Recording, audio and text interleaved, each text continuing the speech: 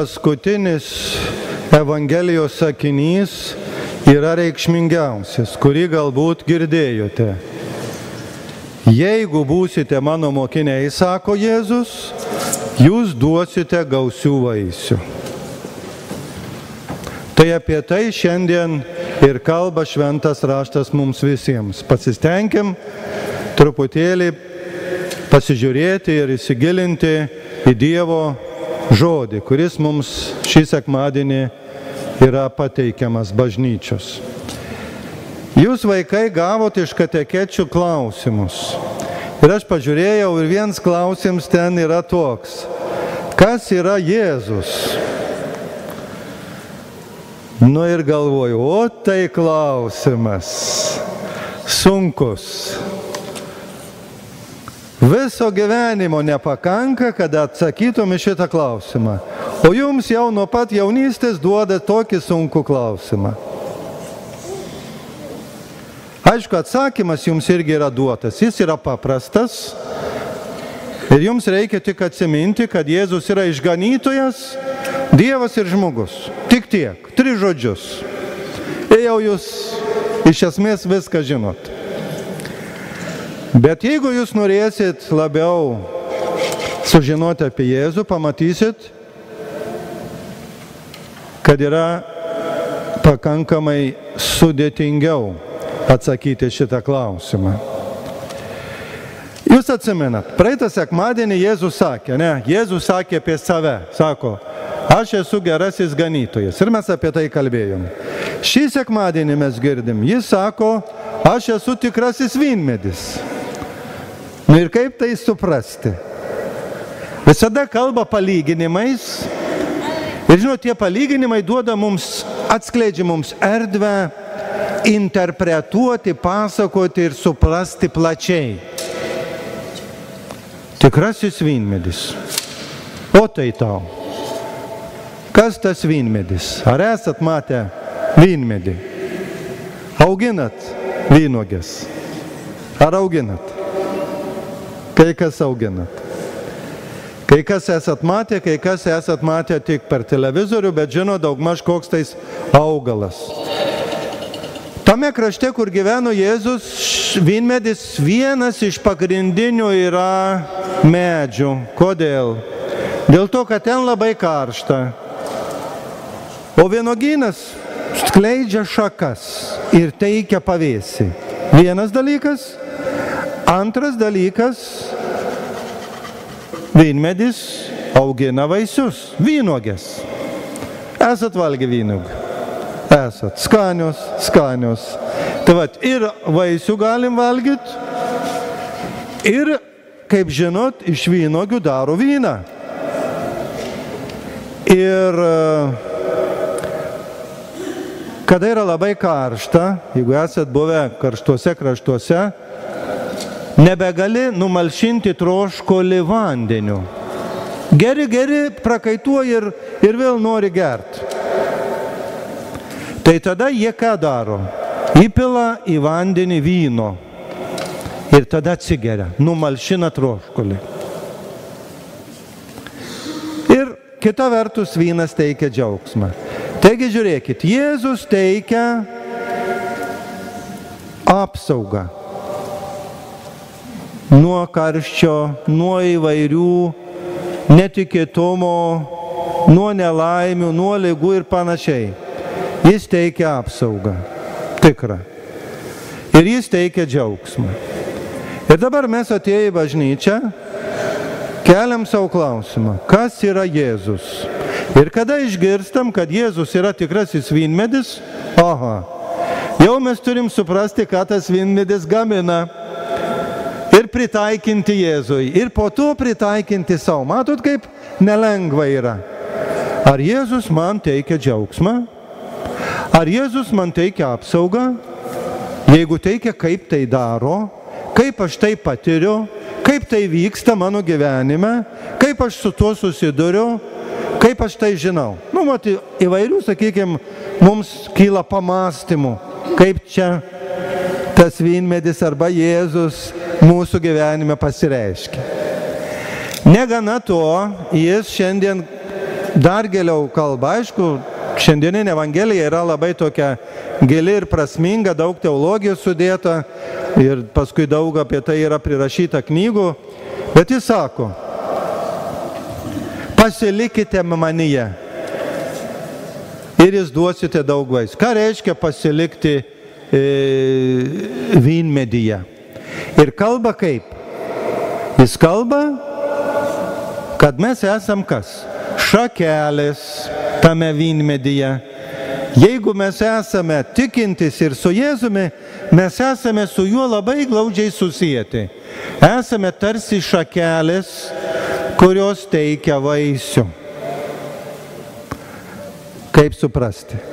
Žiūrėkit, kiekvienas iš mūsų galim kitiems žmonėms teikti apsaugą, padėti, ne? Galim, kiekvienas. Ir nesavanaudiškai, kada tai darom, štai mes esame Jėzuje, tos šakelės. Kiekvienas mes galime kitiems žmonėms iš tikrųjų irgi teikti ką? Kaip minėjau, džiaugsmą. Juk galim teikti džiaugsmą. Galim teikti džiaugsmą. Ir kada teikiam džiaugsmą vieni kitiems? Kada mes vieni kitiems linkim gėrio, arba kada mes vieni kitus mylim, mes teikiam džiaugsmą. Tu ateini ir tave mielai priima ir tu džiaugiesi. Kad nepuola ant tavęs, neagresyvų žmonės, bet tave priima, tau padeda, tau paaiškina. Nuostabu. Ir tai mes turim irgi ką daryti. Būdami Jėzuje Kristuje, kaip šakelės vynmedžio, tai darom ir kitiems, kadangi mus įkvepia Jėzus. Jėzus įkvepia. Jis mus ragina. Žiūrėkit, kada mes ateinam į bažnyčią ir mes pagalvojam, kas buvo gerai, pasidžiaugiam, ir kas buvo negerai, dėl to, aišku, nusiminam. Visko pas mūsų kiekvieno atsitinka. Ir prieš Jėzų mes pateikiam tai, džiaugiamės, kad mums kažkas pasisekė ir liūdim, aišku, kad kažką tai blogai padarom. Ir ką tai reiškia? Tai reiškia, kad mes save apvalome. Ir jis sako, labai taip sako įdomiai, Evangelijoje šiandieną sako, kiekvieną mano šakelę neduodančią vaisiaus jis išpjauna, o kiekvieną vaisingą šakelę apvalo, kad jį duotų dar daugiau vaisių. Čia daug pasakyta. Ką tai reiškia? Šakelė, kuri neduoda vaisiaus, jis išpjauna, pašalina. O jūs ruošatės sakramentams, jaunimas, ir lankot bažnyčią. Visus metus lankėt. Klausėtės, meldėtės kažkiek, mokinotės kažkiek, išmokot, neišmokot, bet vis tiek jūs buvot arti Jėzaus. Ir jūs esat to šakelės. Bet kada pabaigsit, ir jeigu nebeateisit, jūs su juo nebūsit. Užsiimsit kitais reikalais, įvairiais įdomiais galbūt dalykais, bet pamiršit Jėzų ir pamiršit bažnyčią. Ir jūs esat kur? Nebesat tos šakelės. Ir tada mes keliam klausimų, kur tada ir kas mes tada būnam? Be galo sudėtingas klausimas. Bet supaprastintant šitą pasakojimą galim ir taip kalbėti. Dėl to, kad sakau, štai jis kalba palyginimais ir aišku mums leidžia plačiai suprasti. Taip galim kalbėti. Žiūrėkit. Kiekvienas mes turim tam tikrų ydų, nuodėmių, blogybių, kažkokių palinkimų. Kiekvienas turim. Čia nenuostabu. Kiekvienas mes turim. Aš tas kalbantis irgi turiu. Suprantat? Ir ką mes turim padaryti? Kadangi esam vynmedyje, tas netikusias šakeles, tas įdas ir blogybės mes turim ką? Nupjauti ir išmesti, suprantat? Ir tai mes darom. Na, aišku, paprasta pasakyti. Nupjovė, išmetė, sudeginai, viskas neliko, ačiū Dievui, dabar, aleliuja, esu šventas, viskas gerai. Bet taip nėra, mes kiekvienas žinom, kad taip nėra. Taip nėra. Tai tas pats blogiausias dalykas neduoda vaisiaus. Mums gyvenime yra nereikalingas, trukdo. Ir mes kiekvienas žinom, kas mums trukdo. Ir mes norim išmesti tai, bet ne taip jau lengvai tai pasiduoda mums. Išpjauti, bet ne taip lengvai tai pasiseka. Dievas tai gali padaryti. Ir jeigu jis tai padaro, kartais, suprantat, kodėl žmonės atsiverčia ir pradeda lankyti bažnyčią. O kartais ne iš šio, ne iš to, jis pradeda eiti melstis, toks palieka, visai tikinti žmogus. Pasikeičia absoliučiai. Dėl to, kad turėjau tam tikrų balastų, 1, 2, 3, ir jam Dievas išpjovė ir išmetė. Jis kovojo, galvojo, kaip čia viską padaryti, kaip čia įveikti, kaip čia reiktų elgtis, planavo, viską darė, niekaip nesisekė. Dievas ir pranyko. Ir supranti tada, ir tu žinai, kad tai Dievas tau padarė. Ir tu tada žinai, kur eiti. Ir tu žinai, kad esi Dieve, esi ta šakelė. Tai tada yra mes praregim ir matom kitaip pasaulį. Taip atsitinka iš tikrųjų ne vienam žmogui. Tai viena yra, bet kita yra pasakymas, kad sako, apvalo, kad jį duotų daugiau vaisių. Kaip tai suprasti? Kaip reiškia apvalyti? Čia aiškinimų irgi yra labai daug. Pavyzdžiui, vaikai, jūs mokinatės mokykloj ir, pavyzdžiui, kokį dalyką jūs išmokstat, ar anglų kalbą, ar matematiką, ar fiziką, ar chemiją, nežinau, kas jums ten patinka, ir jūs žiūrit, sekasi, tai aš galiu suprasti. Ir jūs pradedat mokintis. Ir kas tada atsitinka? Kas atsitinka? Jūs gerai žinot ir nenorit kartais tą daryti. Kada jūs turite išmokti visas pamokas, jūs turite mesti šalin visas nereikalingą balastą. Žaidimus, visokius kitokius niekus, pasivaikščiojimus nereikalingus. Ir jūs turite sėdėti prie knygos. Sėdėti ir mokintis. Ir taip ką? Jūs, kitas jau vaik sportų, nenoriu, sako, galva. Žiūrėkit, tai turim save apvalyti. Ir tada mes įsigilinam į tuos mokslus liepinius. Tai, ką išmokstam žymiai daugiau, suprantam žymiai daugiau, bet tam reikia skirti laiko ir save apvalom. Bet čia reikia pastangų. Ir dėl to, sako, išpjauna. Tai yra tarsi su peiliu išpjauna, kad tau prieš akis, kaip šiandien pradžioj mišių sakiau, geras oras, tu gali eiti kažkur prie jūros, į mišką, į gamtą, su draugais praleisti laiką ir dar kažką kitką daryti, ir tu atėjai į bažnyčią. Ir tau, taip, turi išpjaut, apvalyti save, kad ateitum čia ir kad su Jėzumi susitiktum. Reikia pastangų, bet tampi kitoks. Tampi švaresnis, geresnis ir turi galimybę išgirsti Dievo kalbėjimą ir galimybę daugiau suprasti apie gyvenimą, bet reikia aukos, reikia išpjauti tos, nusimesti balastą, kurį kiekvienas mes esam prisikabinę ir tempiam balastą. Toks filmas yra, dabar neatsimenu, žmogus norėjo užkariauti pagonis ir tempėsi visus savo šarvus, visą ginkluotę, tempėsi, eina ten ir negali niekur nueiti. Ir mato, kad su ta ginkluotė, su tuos visais, tuo balastu jis nieko nepadarys ir nieko nenueis. Nors jis jautėsi, kaip sakyti, apsisaugojęs, jau šarvai visą kitą jis saugos, ten pagonis, ten užpuls, ten laukiniai žmonės. Ir paskui jis suprato, viską numeta šalin ir eina be nieko, laisvai. Ir tai prasideda jo evangelizacijos. Gali kalbėti su tai žmonėmis ir pristatyti arba kalbėti apie Jėzų ne su ginklais, bet be ginklų.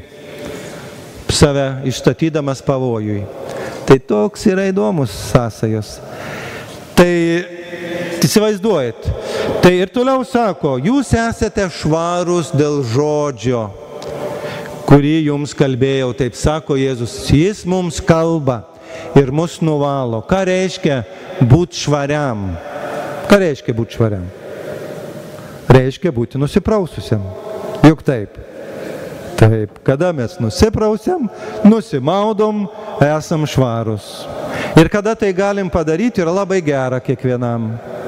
Ir įsivaizduojate, jeigu ligoninėje žmogus guli, jis negali nei rankų, nei kojų pajudinti.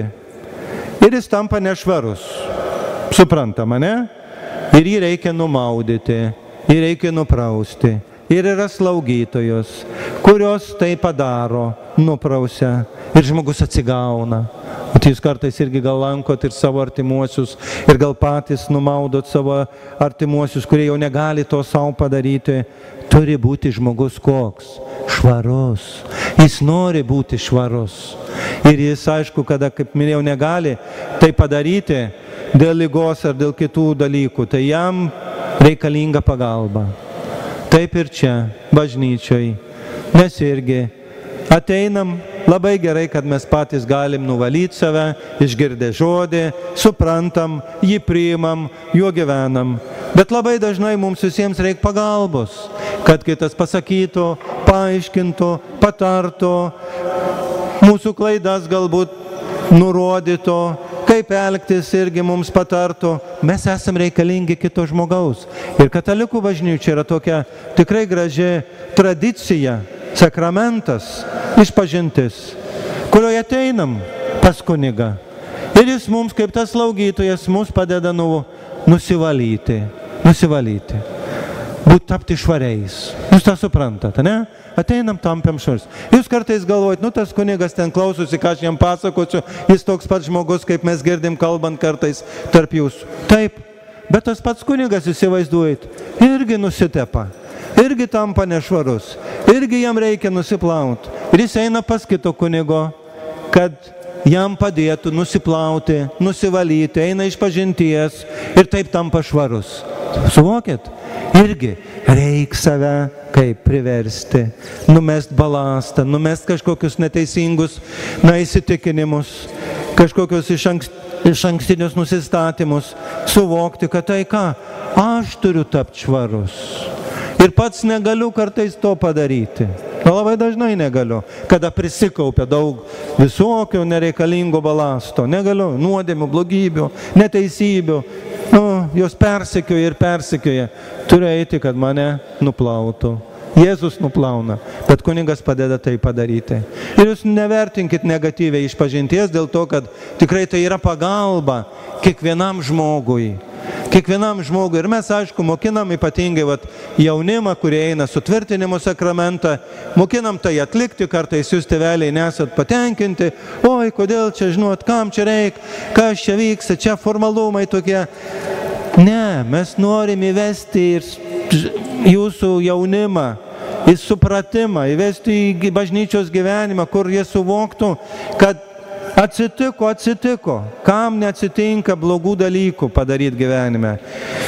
Jauniems žmonėms dar visas gyvenimas prieš akis, kad jie žinotų, kur gali nusiplauti, kur gali rasti ramybę, kur gali tapti švarus, kur gali vėl iš naujo pradėti naujai ir teisingai ir gerai gyventi, kad jie žinotų, tam mes dirbam, tam mes stengiamės jūsų vaikus, jūsų jaunimą išmokyti.